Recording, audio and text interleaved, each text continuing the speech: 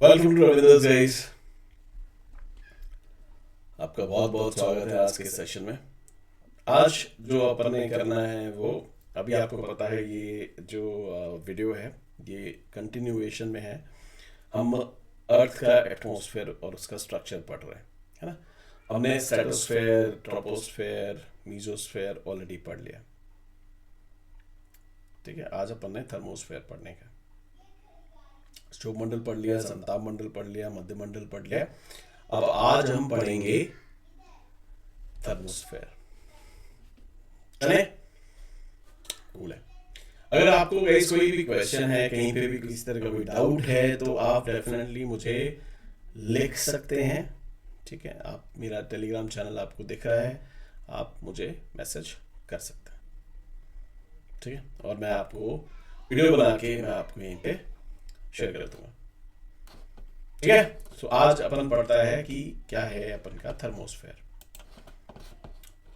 चले, चलो थर्मोस्फेयर पढ़ लेते हैं। सो गाइस, ये है अपन का थर्मोस्फेयर। क्या है इसकी हाइट? क्या है? लगभग लगभग 80 से 400 किलोमीटर तक है। अपन ने पढ़ा था लगभग 18 किलोमीटर तक तो आपका क्या था, ट्रोपोस्फेयर था, जिसको आप क्या बोलते हो, क्षोभ मंडल। 50 किलोमीटर तक आपने पढ़ लिया था स्ट्रेटोस्फेयर, जिसको आपने बोल दिया था समताप समताप मंडल। ठीक है, समताप मंडल 80 किलोमीटर तक आपने देख लिया था, उसको बोल दिया था आपने मीजोस्फेयर। और मीजोस्फेयर के बाद आपको क्या दिख रहा है, थर्मोस्फेयर। थर्मोस्फेयर में जो लेयर है ना, आइनोस्फेयर। अब देखो क्या है, मीजोस्फेयर से जब आप ऊपर जा रहे हो, 80 किलोमीटर से आप ऊपर जा रहे हो, अब वहां पे क्या होता है, वहां पे आपको पता ही है कि सूरज की जो इंटेंसिटी है, अल्ट्रावायलेट रेज आप नीचे देख रहे हो कि नीचे ओजोन जो है ना वो एब्जॉर्ब कर रहा है। नीचे आपने देखा था, है ना, स्ट्रेटोस्फेयर काफी नीचे जाके। यहाँ इसमें क्या हो रहा है कि यहाँ पे आपको दिखेगा कि जो हाई इंटेंसिटी वाली, जो हाई एनर्जी रेज है, ठीक है, तो यहाँ पे ऑब्वियसली जो गैसेस का कॉन्सेंट्रेशन है, गैसेस का कॉन्सेंट्रेशन तो बहुत कम है, लेकिन हो क्या रहा है, जैसे जैसे वो हाई एनर्जी रेज आकर के टकरा रही हैं गैसेस के साथ, जो भी वहां पे गैसेस हैं ऊपर, अब उधर क्या हो रहा है, हो जा रहा है, उनका आयोनाइजेशन हो जा रहा है। आयोनाइजेशन क्या होता है, उनकी जो आउटरमोस्ट इलेक्ट्रॉन्स होती है, आउटरमोस्ट जो सेल होती है ना, ठीक है, अगर आप जब पढ़ोगे ना कि न्यूक्लियस होता है, न्यूक्लियस के चारों तरफ ऑर्बिट्स होते हैं, ठीक है, उन ऑर्बिट्स में इलेक्ट्रॉन्स आपको पता है घूमते रहते हैं, राइट। तो जो हाई एनर्जी जब रेज होती हैं, हाई एनर्जी जो सन रेज हैं वो पे स्ट्राइक करती हैं, तो उनका जो आउटरमोस्ट इलेक्ट्रॉन होता है, ठीक है, वो क्या करता है, छिटक के बाहर चला जाता है। तो वहां पे क्या होता है, चार्ज डेवलप हो जाता है, चार्ज डेवलप हो जाता है, आवेश डेवलप हो जाता है, आवेश का निर्माण हो जाता है इस लेयर में, जिसको हम आयनोस्फेयर, आयन मंडल बोलते हैं। ठीक है, यहाँ पे बहुत लो आपको प्रेशर दिखेगा, बहुत ही रेयर आई मीन गैसेस हैं, बट जो गैसेस हैं उनका आयनाइजेशन हो चुका है, हो जाता है, तो यहाँ पे आपको आयन्स मिलेंगे घूमते हुए, आयन जो होते हैं ना, आयन घूमते हुए मिलेंगे, इसलिए इसको आयन मंडल बोलते हैं। ठीक है, और ये जो लेयर है आयनोस्फेयर, ये हमारे लिए बहुत बहुत इंपॉर्टेंट है।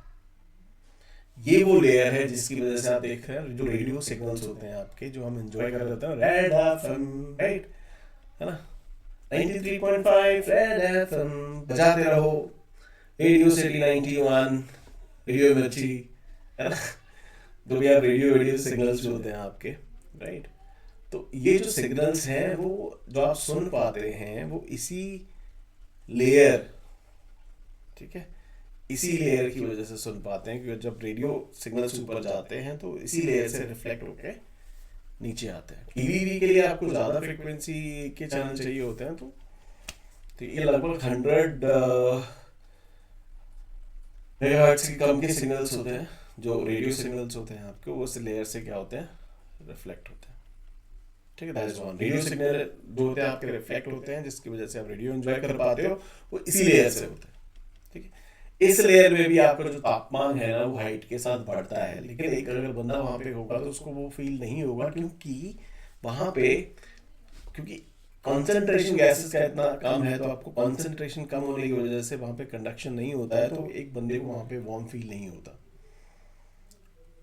ठीक है, जितने भी आपके स्पेस स्टेशन हैं, जो आपके सैटेलाइट्स हैं, वो सारे के साथ से सारे इसी लेयर के अंदर रोटेट करते हैं, इसी लेयर के अंदर आपके ऑर्बिट मतलब ऑर्बिट करते हैं, इसी के अंदर आपको परिक्रमा करते हैं, जितने भी अंतरिक्ष स्टेशन या फिर आपके जितने भी सैटेलाइट्स हैं एटमॉस्फेयर में ही करते हैं। तो आपको समझ आ गया कि आयनमंडल क्या है ना, टेम्परेचर जो है इसका क्यों गिर रहा है, मतलब टेम्परेचर सॉरी इंक्रीज हो रहा है।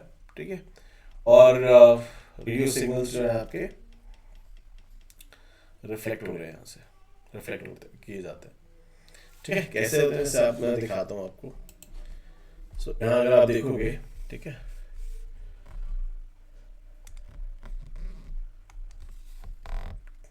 कम फ्रीक्वेंसी थी है ना, तो क्या हुआ, ये लेयर्स है, D layers, E layer, F1 layer, F2 layer. तो जैसे जैसे आप फ्रीक्वेंसी बढ़ाते जाओगे वैसे वैसे क्या होगा, वो ज़्यादा दूर तक जाते रहेंगे। देखो ये गया, पास ही गिर गया, थोड़ी और बढ़ाइए और थोड़ा सा दूर जाके गिरेगा, है ना। ठीक है, इसी तरह से अगर आप फ्रीक्वेंसी बढ़ाते रहोगे तो वो थोड़ा सा दूर दूर जाके गिरता रहेगा।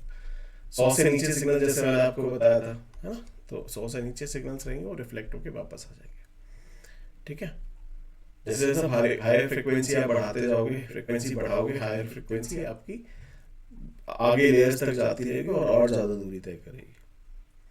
ठीक है, ये आपके लेयर्स हैं, F layers, F1 layers, E layers, D layers.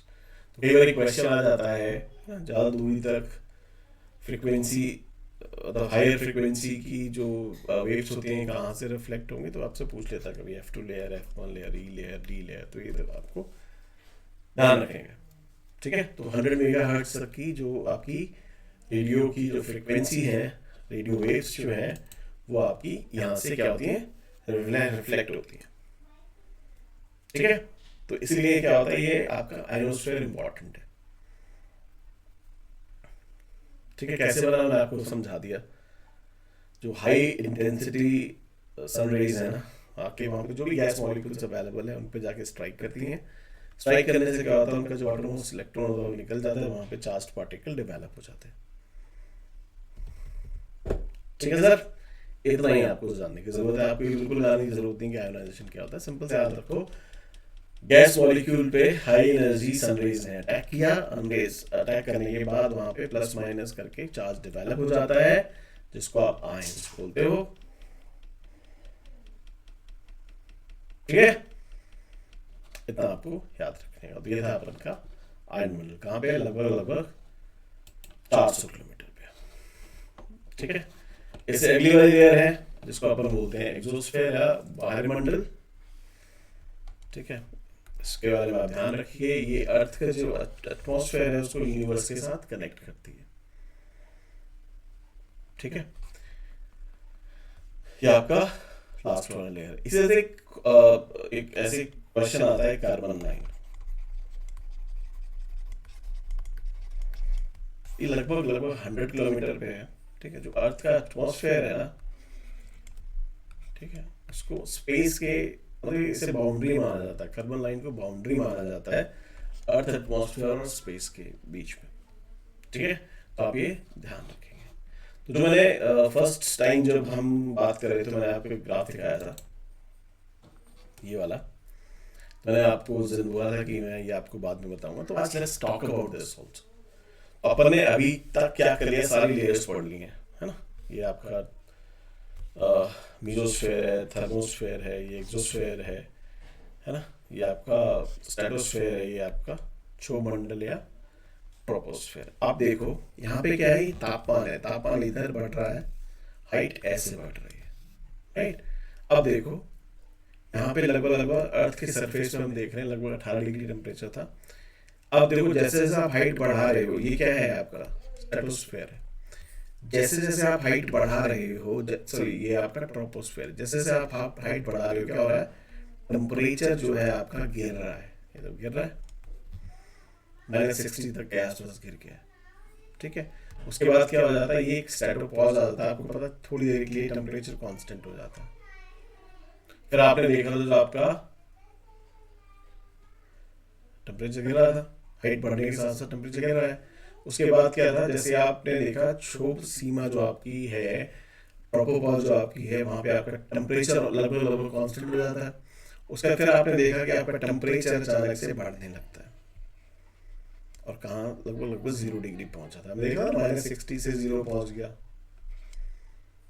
ठीक है, इसी तरह से फिर क्या होता है, समताप स्ट्रेटोपॉज, वहां पे भी आपको टेम्परेचर थोड़ा सा कांस्टेंट मिलेगा, और बढ़ने के बाद, मिलने के बाद फिर आपको क्या दिखता है, मीसोस्फीयर के अंदर फिर से हमने पढ़ा था, टेम्परेचर फिर से गिरने लगता है, लगभग लगभग 90-100 के आसपास पहुंच जाता है माइनस में। ठीक है, उसके बाद आपने देखा था वायुमंडल, मीजोस जो पॉज होता है वहाँ पे थोड़ा सा टेम्परेचर और फिर से कांस्टेंट रहता है, उसके बाद फिर से ये टेम्परेचर जो है वो बढ़ना शुरू कर देता है, ये अपन ने देखा था। ठीक है, और ये देखो अब क्या होगा एग्जाम में, अगर आप सीधा सीधा जैसे अभी हम बता रहे थे, जो ट्रोपोस्फेयर है उसके अंदर टेम्परेचर जो है वो हाइट के साथ गिरता है, स्ट्रेटोपॉज में बढ़ता है, फिर आपका मध्यमंडल जो है मीजोस्फीयर में फिर से बढ़ता है ना, स्ट्रेटोस्फीयर में बढ़ता है, सॉरी मीजोस्फीयर में घटता है, उसके बाद फिर से वायुमंडल जो है आपका थर्मोस्फीयर, उसके अंदर फिर से टेम्परेचर बढ़ता है। अगर आप इस तरह से लिखोगे और ये ग्राफ बना दोगे तो that will definitely make a difference. आपको ऑब्वियसली एग्जामिनर जो है वो ज़्यादा नंबर देगा। ठीक है, उसको पता लग जाएगा, हाँ बच्चे को आता है यार, ही नोज थिंग्स। ठीक है, तो देख लिया आपने, आई होप ये आपको समझ आ गया है। ठीक है, फिर भी अगर आपको कोई दिक्कत है, कहीं पे आप फंस जाते हैं, इररिस्पेक्टिव कि आप मैंने टॉपिक को कवर किया है या फिर नहीं टॉपिक कवर किया है, इररिस्पेक्टिव ऑफ दैट, ठीक है, आप मुझे डेफिनेटली कनेक्ट कर सकते हैं। ठीक है, thank you so much for your time guys, thank you so much for your time guys, have a good one, all the best for your exams. आगे मिलते हैं अगले पोर्शन में। हमने ऑलरेडी फर्स्ट पार्ट जो था क्लाइमेटोलॉजी का cover कर लिया है, आगे हम विंड्स वगैरह पढ़ेंगे। ठीक है, so thank you so much for your time guys, have a good one है।